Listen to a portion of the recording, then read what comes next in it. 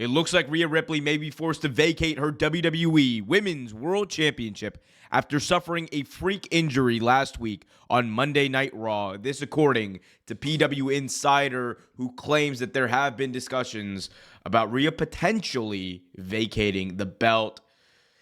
Not a lot of great news coming out of this one. We're going to talk about that. Fightful also had an update that we're going to discuss and go into, and I'm going to tell you everything you need to know about this situation. Could we see a title vacation tonight on Monday Night Raw? We'll talk about it. We're also going to get into WWE Draft news. The WWE Draft is scheduled for later this month, and I'm going to tell you what we've heard and what has been reported about NXT's involvement in the WWE Draft. All that, much more coming up in this video. So be sure to smash that like button, subscribe, and hit that notification bell. All right, first things first, let's talk about Rhea Ripley. PW Insider had reported that Rhea Ripley had suffered a, quote, freak injury after an attack by Liv Morgan, obviously in kayfabe, that had Liv Morgan basically throw Rhea Ripley against the wall. She was thrown against the wall 2 times, and it looks like she suffered an injury in that moment. The official Fightful story is as follows, quote, PW Insider reported that Rhea Ripley was injured on WWE Raw last week and may be forced to vacate the Women's World Championship she's held for over 1 year. We're told that word has emerged shortly after the segment within WWE that Ripley was injured, and as far back as last Wednesday, there were internal discussions that she may need to vacate the title. Early indications were that the situation was a freak accident that happened when Ripley went into the walls during the backstage segment. However, there were 2 incidents of that. Morgan is playing it up on social media, but we're told there's no heat on her for the situation, was not being blamed by Rhea or WWE. So that is according to Fightful.com. It is unfortunate, does not even begin to describe the situation. Obviously, if it's true and if she does have to vacate the belt, obviously an injury itself to Rhea Ripley, who is one of the biggest stars in the entire company, is horrible. However, compound that with the fact that she is, at this point, your longest running champion. She's been champion for over a year. Gunther is no longer champion. Roman lost the belt. In a lot of ways, that is your workhorse. And that is the person that people look at it as the most established champion on your roster. And losing that in this way is horrible in itself from a business standpoint and from, like the optic standpoint. But also just from the fan standpoint, Rhea is someone who has been so endeared to all of the fans over the past year and a half. I mean, you go back to those segments that she would have with, Dominic Mysterio, where they were crashing Thanksgiving dinner and crashing Christmas at the Mysterio household. Like, she was a central part of that. And even more than that, she's been a central part of the Judgment Day storyline. And the Judgment Day is a group, in my view, I look at Rhea Ripley as their leader, because whenever the cards, are dealt against them, whenever they have things stacked against them, whenever they have an obstacle to face and they start getting in each other's way, they start bickering, who is the one person that gets them to get their heads together and finally achieve the task and finally address the elephant in the room? It is always, always Rhea Ripley. She is their leader. And that's the way that she's been built up. And that has helped elevate her character even more. That she has this confidence that when she comes out, Rhea Ripley, no matter what, she's going to go out there. She's coming out there with a smile, and almost like sadistic smile. Like, I can't wait to get into a fight and win. Like, she's such a badass. And fans want to see her. Fans want to see her defend this belt. And fans want to see her, I think, be champion for a much longer time. And if this is how this title reign ends for Rhea Ripley,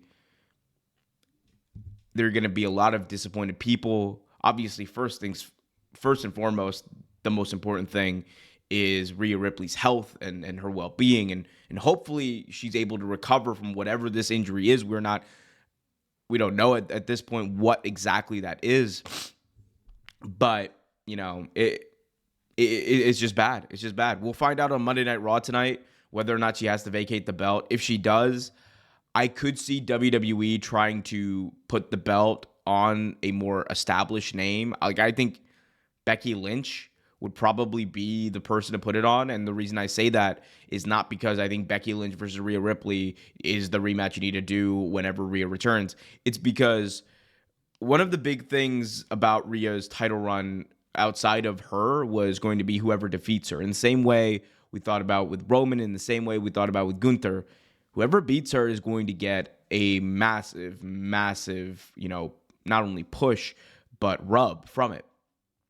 And if you want to try and give someone as much credibility as possible as champion, right? You could obviously have them win whatever tournament or whatever they would set up to decide who would be the next champion. But I think a better way of doing that would be to put the belt on someone who was more established, like a Becky Lynch, because then that person who beats Becky Lynch will get the rub of not only becoming the new women's world champion, but also beating someone who is viewed in the fans' eyes as a champion. That's just me from an optic standpoint, how I would try to do things. And then, have that person potentially, if Rhea comes back in a few months, have her be the person to face Rhea when Rhea's back and, obviously wants to reclaim her kingdom. So a lot of stuff to talk about there. Hopefully that isn't the story, though. Hopefully Rhea continues to be champion. This is just a bit of a bump in the road, but we will see. We'll find out. Let me know what you guys think about this in the comments section. I really want to hear from all of y'all. As we move on, there's been a lot of talk about the WWE Draft. Well, let's get into it. So, WWE Draft is slated for later this month, right around the same time as the NFL Draft, and that is for a very good reason, that being that WWE wants to try to capitalize on the NFL Draft and the buzz that event gets. So everyone's talking about it, everyone's talking about all the prospects. Well, WWE wants to get in on the trendy action of the draft. So good move by them for having this. This, according to FightfulSelect.com, we have new insight about the potential involvement of NXT in the WWE Draft. Again, FightfulSelect.com says, quote, "The WWE Draft is fast approaching with a renewed focus on NXT's part in the event on WWE television. There have been a few question marks over NXT's role in the draft, one being the possibility of main roster talent being drafted to NXT.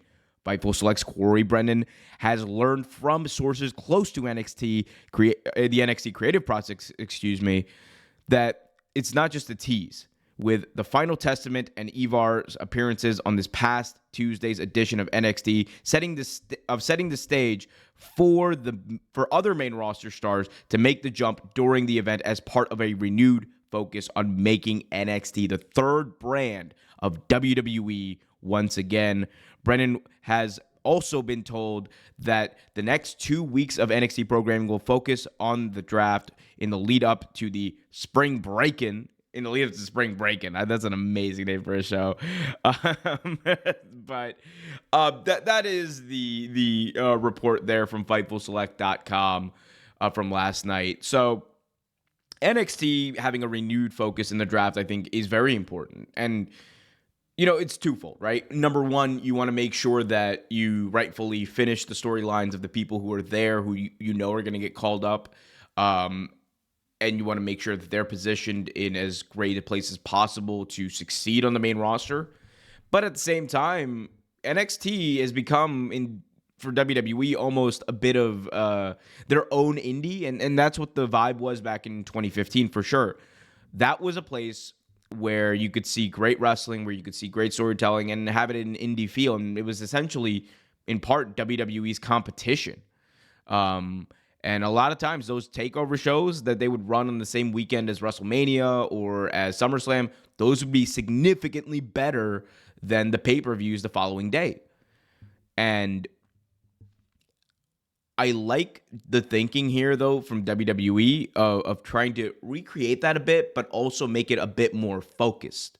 Because back when NXT was doing their thing, it just seemed like they got to a place where they were a third brand, but they weren't as focused on being that developmental territory. And I think this approach to NXT, it could be interesting because you could have a place that is kind of like, OVW or a place where other talent who don't have anything to do on the main roster can come down, work, and a little bit of what they did with Baron Corbin or others and win belts there, have great matches, kind of rebuild themselves back up and be out of the eye of the main roster for a bit so that when they do return, they mean more and they've been telling stories that people can go back and watch or people can be interested in.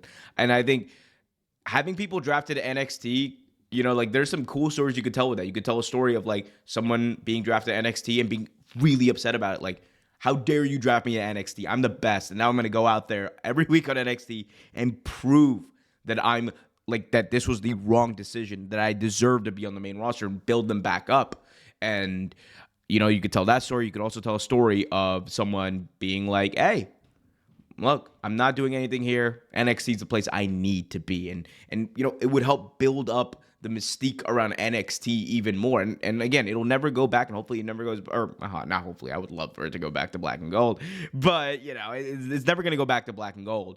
But I think there's a way to take the best parts of the black and gold, combine them with what you need NXT to be for the development of future talent and the TV show, obviously. And it could all just mesh well into something great if done correctly. Other than that, we'll see. A WWE Draft is always a fun time. Guys, let me know what you think. Who do you guys think is going to be drafted from NXT to the main roster and vice versa? Let me know in the comments section below. Also, be sure, if you haven't already done so, to smash that like button, subscribe, hit that notification bell. Until next time, be happy, be healthy, and as always, keep it real.